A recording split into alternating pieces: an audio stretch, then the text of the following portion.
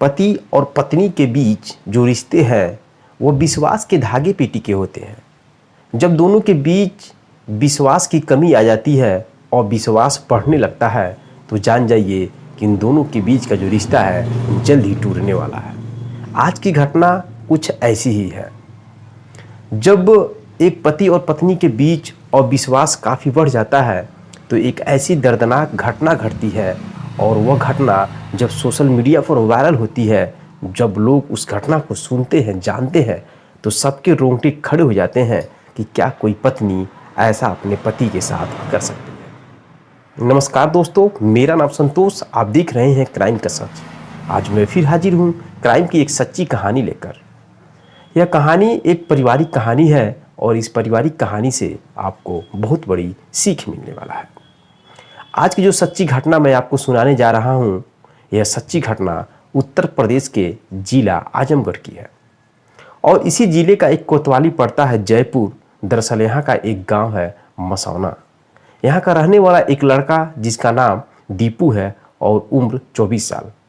वह जेल में 13 महीने तक रहकर जब वह बाहर आता है तो वह अपने घर न जाकर वह डायरेक्ट कोतवाली पहुँच जाता है।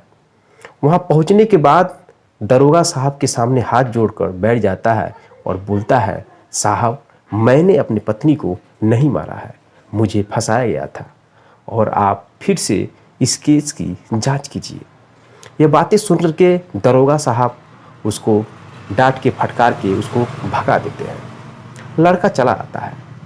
फिर एक हफ्ते के बाद फिर वह कोतवाली पहुंचता है और उसी दरोगा के पास बोलता है, सर फिर से मेरी केस की जांच कीजिए। मेरी पत्नी जो जिंदा है या मरी है इसकी कोई गारंटी नहीं है, मैंने अपनी पत्नी को नहीं मारा है। लेकिन दोस्तों दरोगा फिर उस लड़के को डांट कर फटका कर भगा देता है। लड़का चला जाता है। धीरे धीरे कई महीने बीत जाते हैं और आता है मार्च 2021। दरअसल जब लड़का जेल से बाहर आया था तो अक्टूबर 2020 का समय था और धीरे धीरे मार्च 2021 आ जाता है। मार्च 2021 में उस थाने के एक नए दरोगा आते हैं जिनका नाम चंद्रशेखर यादव होता है। लड़का बार बार उस थाने में जाकर अपनी अपील कर रहा था, तभी उस दरोगा साहब जो चंद्रशेखर यादव हैं उनकी नज़र उस लड़के पे पड़ती है। लड़के को बुलाकर पूछते हैं तो लड़का अपनी पूरी कहानी बताना स्टार्ट करता है। दरअसल दोस्तों जो लड़का दीपू है उसके पिता का नाम राजेंद्र प्रसाद था और दीपू की शादी 11 जून 2019 में मऊ की रहने वाली रुचि नाम की लड़की से हो जाती है। रुचि की शादी होने के बाद रुचि अपने ससुराल चली जाती है और परिवार अच्छा खासा चल रहा था। जो दीपू है वह कभी सब्जी बेचता था तो कभी गन्ने का रस बेचता था और अपना परिवार चला रहा था। एक दिन दीपू अपनी पत्नी को बात करते हुए मोबाइल से देखा तो दीपू पूछा है किसका मोबाइल है और किससे बात कर रही हो। रुचि बोली कि ये मेरा मोबाइल नहीं है और यह चाची के यानी कि बगल की एक पड़ोसी है उन्हीं का मोबाइल नंबर है, उन्हीं का मोबाइल है, मैं अपने घर पे अपनी मम्मी से बात कर रही हूँ। दोस्तों इस तरह से बात करके वह अपने पति को कह देती है, लेकिन सच में वह जो रुचि थी अपने मम्मी से बात नहीं कर रही थी। इस तरह से कई बार उसके साथ घटना घटा। फिर दूसरी बार फिर दीपू देखता है बात करते हुए तो पूछता है तुम किससे बात कर रही हो। रुचि बोलती है मैं अपने माँ से बात कर रही हूँ और बगल का ही जो चाची है उन्हीं का मोबाइल है। इस तरह से दोनों के बीच विश्वास के धागे अब कमज़ोर होने लगते हैं। इधर जो पत्नी जो रुचि थी वह अपनी माँ को जब भी फ़ोन करती थी तो अपनी माँ से कहती थी कि मेरे पति आज मुझे मारे हैं, मेरी सास मुझे गाली दे रही थी, मेरे ससुर भी मारे हैं, मेरी ननद भी मुझसे झगड़ा कर रही थी। हर बार वह अपनी माँ से अपने सास ससुर, अपने पति और अपनी ननद की बुराई करती थी। इधर कुछ भी ऐसा बात नहीं था, फिर भी वह रुचि हमेशा अपनी माँ से हर दिन फ़ोन करके अपने घर के मैटर के बारे में बात करती थी और झूठ झूठ में कहती थी पति मुझे मारे हैं, आज भी मारे हैं और मेरे ससुर भी मारे हैं। हर लोगों की बुराई करती थी अपनी माँ से। इधर दोस्तों एक दिन फिर वो मोबाइल से बात कर रही थी तो जो दीपू है उसे बोला और बोला तो पत्नी उससे जवान लड़ाई और लड़ने लगी, जिस वजह से दोनों में झगड़ा हो गया। झगड़ा होने के बाद दोस्तों जो रुचि है वह अपने मायके चली जाती है। मायके जाने के बाद उसके अगले दिन दीपू फिर पहुंचता है अपने ससुराल। वहाँ पर जाने के बाद दोस्तों जो रुचि के माँ बाप होते हैं वह तो पहले से ही भड़के होते हैं, क्योंकि रुचि फ़ोन करके पहले से ही उनके कानों में भर दी थी कि हमारे घर के लोग अच्छे नहीं हैं, हमेशा लोग मारते हैं, गाली देते हैं। दोस्तों इस बात का थोड़ा सा भी भनक नहीं था दीपू को। दीपू जब पहुंचता अपने ससुराल तो वहाँ पे लोग सारी गलती दीपू को ही देने लगते हैं। दीपू कुछ समझ में नहीं आता है उसको कि कैसे यह हो गया और मेरी पत्नी क्यों मेरे ऊपर क्लेम लगा रही है, मेरे घर के लोगों पे क्यों क्लेम लगा रही है, उसे कुछ समझ में नहीं आता है। फिर भी दोस्तों वह उन बातों को परहेज करके, कंप्रोमाइज़ करके और अपनी गलती स्वीकार करके अपनी पत्नी रुचि को फिर से लेकर अपने घर आता है। घर आने के बाद वह 1 हफ्ते के बाद गायब हो जाती है, यानी दीपू की पत्नी 1 हफ्ते के बाद गायब हो जाती है। गायब होने के बाद दीपू बगल के ही जो थाना होता है वहाँ पे पहुँचता है और पहुँचने के बाद कहता है कि सर मेरी बीवी गायब हो गई है और जो भी गहने थे, जेवर थे, सब लेकर भाग गई है। करीब 3 लाख का गहना था। इधर दोस्तों जैसे ही वह थाने में रिपोर्ट लिखा रहा था उसी वक्त रुचि के मम्मी पापा भाई सब लोग उसी थाने में पहुंच आते हैं और वो लोग कहते हैं कि मेरी बेटी को इसी ने ही जान से मार दिया है। दीपू पहले से ही मेरी बेटी को प्रताड़ित करता था दहेज के लिए। इसके माँ बाप सब लोग प्रताड़ित करते थे। हम लोग जो भी दहेज दिए थे इनकी औकात से अधिक दहेज दिए थे, लेकिन बार बार दहेज के लिए मेरी बेटी को लोग मारते थे, गाली देते थे और इसी ने मेरी बेटी को जान से मार दिया है। दोस्तों इधर उल्टा केस हो जाता है और इस केस में फंस जाता है दीपू और दीपू को जेल में डाल दिया जाता है। दीपू जेल में रहता है।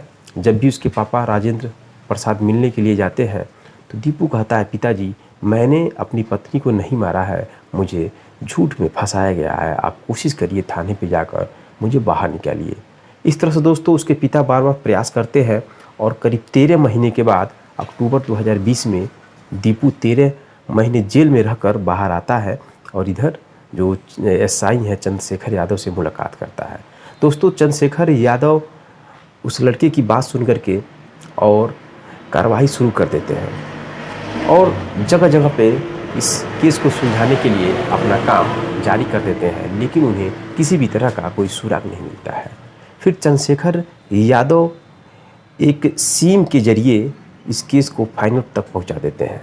दरअसल होता क्या है दोस्तों, चंद्रशेखर यादव उस लड़की यानी कि रुचि का फ़ोटो लेकर हर एक दुकान पे जाकर फ़ोटो दिखाते हैं और पूछते हैं क्या इस लड़की ने कभी आपकी दुकान से सिम लिया है या नहीं लिया है। ऐसे पता करते करते एक दुकान मिल जाता है जहां से रुचि ने सिम मंगवाई थी अपने नाम पे।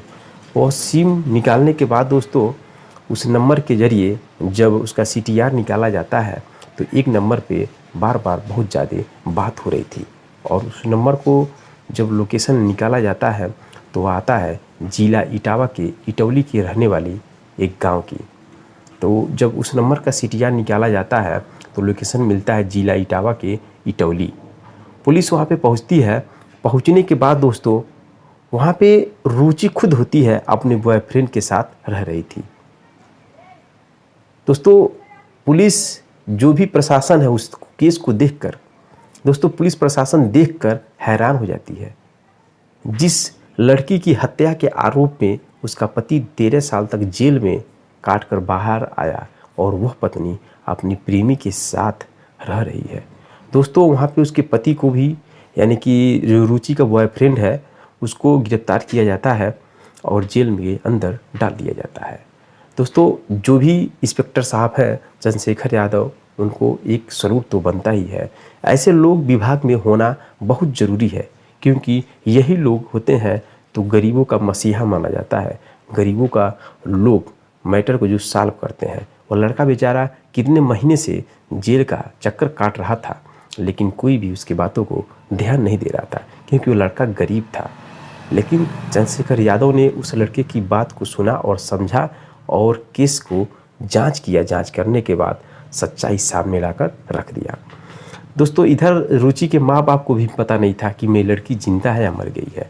उसके माँ बाप जब जानते हैं तो उनके भी पैर तले ज़मीन खिसक जाती है। वो लोग पछताने लगते हैं कि मैंने एक निर्दोष लड़का अपने दामाद को जेल में 13 महीने तक बंद करा दिया। बहुत बड़ी हम लोगों से गलती हो गई। तो दोस्तों यह रही कहानी।